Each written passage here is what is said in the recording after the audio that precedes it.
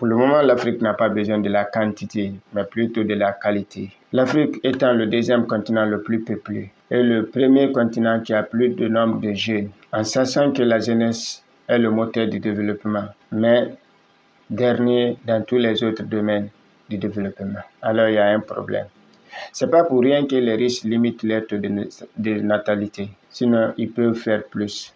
Mais ils limitent leur taux de natalité pour pouvoir préparer l'avenir de l'enfant, l'éducation de l'enfant, la santé de l'enfant et l'épanouissement de l'enfant. Mais en Afrique, vous allez voir la plupart des gens, surtout chez les pauvres, c'est là-bas c'est fréquent, qui n'arrivent pas à limiter leur taux de natalité, soit dû à la spiritualité ou dû à des décisions personnelles, tout en me disant que c'est Dieu qui nourrit. Oui, c'est Dieu qui nourrit.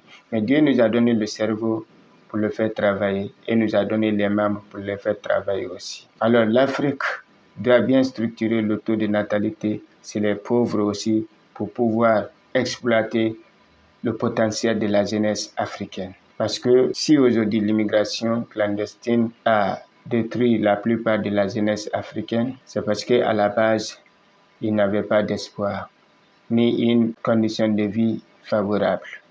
Alors ça ne sert à rien d'avoir la quantité s'il n'y a pas de qualité. Parce que toute chose, c'est la fondation.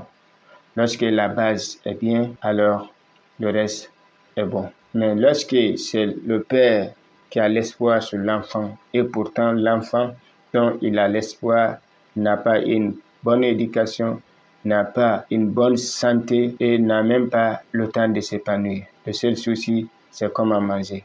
Parce que la plupart des pères de famille en Afrique ne savent même pas où leurs enfants passent la nuit, mais plutôt ils pensent seulement comment les enfants vont manger et le reste, ils sont dans le bol.